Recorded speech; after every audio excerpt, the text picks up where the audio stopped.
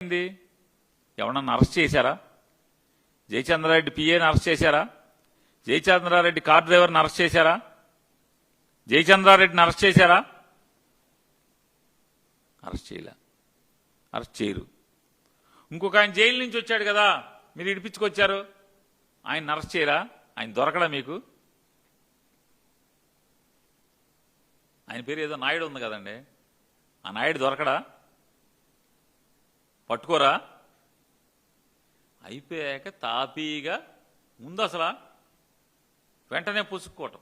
ఒక ఆయన చెప్తాడు కోట్ వేసుకుని, కోటు కాదు టక్ వేసుకుని టోపీ పెట్టుకుని అంటాడు, మనం అవునన్నా కాదన్నా సూక్తి ముక్తావళి, మీరు ఒప్పుకున్నా ఒప్పుకోపోయినా సారా నకిలీ సారా బ్రాందీ కొంపులో మునిగిపోయి తెలుగుదేశం ఒళ్ళంతా వాసన వస్తుందండి, బ్రాందీ వాసన అని ఆయనే చెప్తాడు. ఇప్పుడే అదంతా వైసీపీదంట. అడి తిప్పి ఇడి తిప్పి జగన్ గారు వైఎస్ఆర్ కాంగ్రెస్ పార్టీ వాళ్ళు ఇదంతా చేశారు, చేయించారు. అది కూడా కుట్రంట, పట్టుకోవాలంట. అసలు నవ్వుతారు, జనం నవ్వుతారు అనే సిగ్గు కూడా దేవుడు మీకు పెట్టలేదు ఈ మాటలు మాట్లాడటానికి.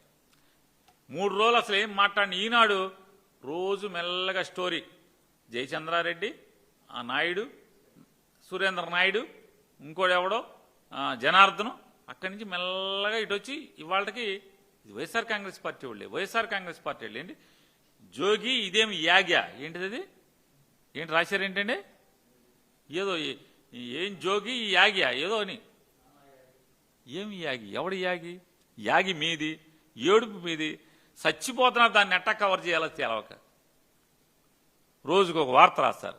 నిన్న అరే సిగ్గుండాలి కదా, అరే మొన్న రాసింది ఏంటి, 3వ తారీఖు ఏం రాసాం, 4వ తారీఖు ఏం రాసాం, ఇవాళ 10వ తారీఖు వచ్చేప్పటికి ఏం రాస్తున్నాం?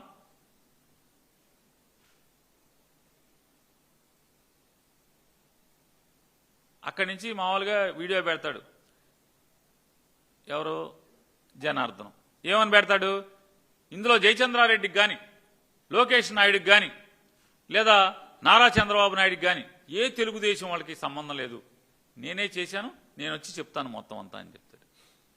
ఆఫ్రికా నుంచి పంపిస్తాడంట వీడియో. చూడండి పత్తిత్తు, జనార్దన పత్తిత్తు. అది అయిపోయాక ఆయన ఒక్కడికి రెడ్ కార్నర్ నోటీస్ ఇవ్వరు. జయచంద్రారెడ్డికి రెడ్ కార్నర్ నోటీస్ లేదు, ఆ నాయుడికి లేదు, సురేంద్ర నాయుడికి నోటీస్ లేదు, ఈ జనార్దనకి నోటీస్ లేదు.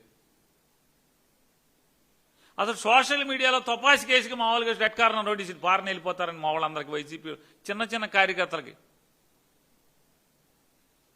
మావాడికి మామూలుగా కారు కూడా ఉండదు, మోటార్ సైకిల్ మీద తిరుగుతుంటాడు, సైకిల్ మీద తిరుగుతుంటే వాడికి రెడ్ కార్నర్ నోటీస్ ఇచ్చేస్తూ ఉంటారు. ఏంటంటే అల్లరి, వైసీపీ అల్లరి చేయాలి. మరి వీళ్ళకి ఎవరా రెడ్ కార్నర్ నోటీసు? జాగ్రత్తగా సాధారణంగా ఏమవుతుందంటే సినిమా వాళ్ళు చిరంజీవి గారు, మహేష్ బాబు గారు, ప్రభాస్ గారు, మన రాజమౌళి గారు, వీళ్ళందరూ వచ్చినప్పుడు కూడా మా ప్రభుత్వం అటాక్ చేసింది. అక్కడ ఎస్కార్ట్లు స్టేషన్ అంటే ఎయిర్పోర్ట్ బయట నుంచుని ఆ రాగానే బొకే ఇచ్చి రండి సార్ రండి అని అక్కడి నుంచి ఎక్కించుకుని సీఎం క్యాంప్ ఆఫీస్ తీసుకొచ్చాం.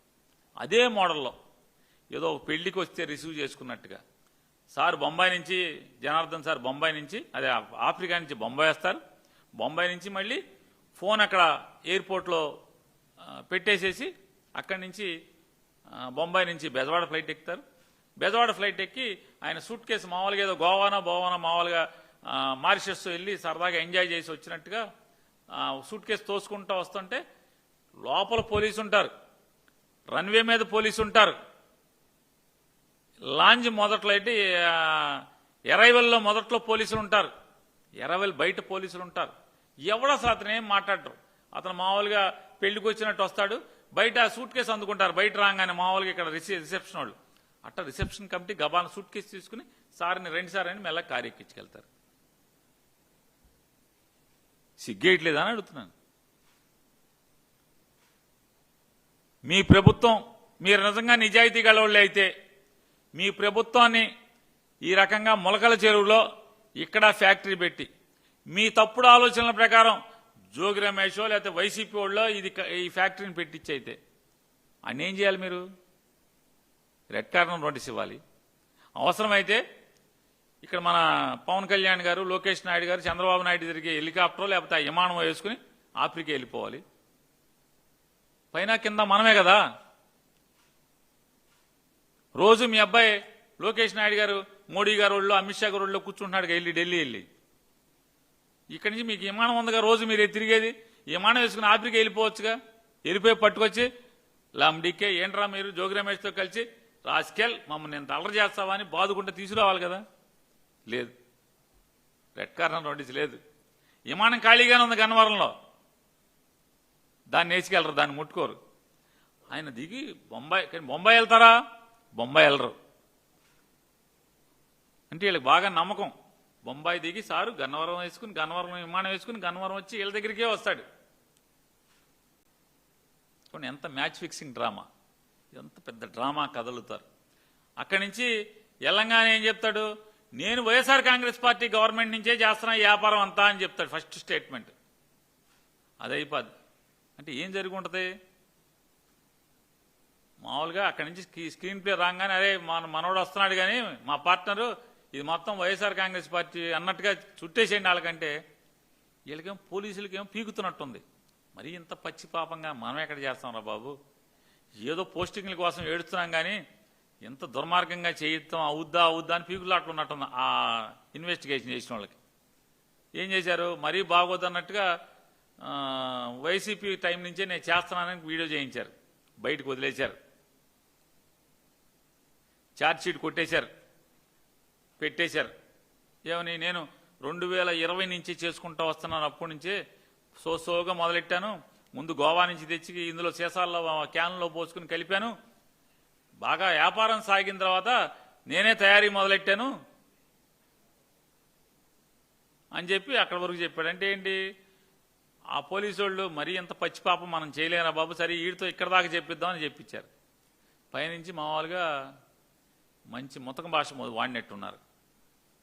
మీకు పోస్టింగ్ ఇచ్చింది ఇందుకేనా అని చెప్పింది ఆఫీసర్లను. వెంటనే మళ్ళీ మార్చేసేసి ఇది జోగి రమేష్ నన్ను చెప్పాడు, పిలిచాడు అయ్యి అని చెప్పిన ఒక స్టోరీ. అంటే జనం నవ్వుకుంటారు సిగ్గు కూడా వేయకుండా. కథలుగా అంటే మార్చి ముందు తూచి తర్వాత మళ్ళీ తూచి. ఏం పోయే కాలం ఇదంట. ఎవడన్నా నమ్ముతాడా? అసలు ఎవడన్నా నమ్ముతాడా? మాదేం గవర్నమెంట్ లేదు, మాది 11 సీట్లు అనే రోజు మీరు మాట్లాడతారు. జగన్మోహన్ రెడ్డి గారేమో పులివెందుల ఎమ్మెల్యే అంటారు. అసలు ఇతనికి సెక్యూరిటీ ఎందుకు? ఇతనికి దగ్గరికి జనం ఎవడు వస్తాడు? అంతా కిరాయికి తెచ్చుకుంటున్నారు డబ్బు జనాల్ని అని చెప్పి మీరు మాట్లాడతారు. జోగి రమేష్ చెప్తే అంట ఆవిడ ఫ్యాక్టరీ పెట్టేశాడంట, కాపుసారా కలిపేశాడంట, సప్లై చేసేసాడంట. అతను అంటాడు ముందు సాక్షి వచ్చింది అందుకే. మరి ఆంధ్రజ్యోతి, ఈనాడు, ఈ ఛానల్స్ అన్ని మహా గెహ, ఈ TV5 మరి లోకేష్ చంద్రబాబు చెప్తే గానీ వాళ్ళు కదలరు కాబట్టి వాళ్ళ గవర్నమెంట్లో జరిగే తప్పులను చూపించరు కాబట్టి వాళ్ళు రారు. మరి చూపించడానికి రెడీగా ఉన్న సాక్షి కాబట్టి సాక్షి వస్తుంది. ఈ మాత్రం కూడా తెలియదా? జ్ఞానం ఉండదా జనాలకి? అర్థం చేసుకోరా? ఇంత దుర్మార్గంగా చేస్తూ ఒకటే సమాధానం చెప్పమని చెప్తున్నా. నారా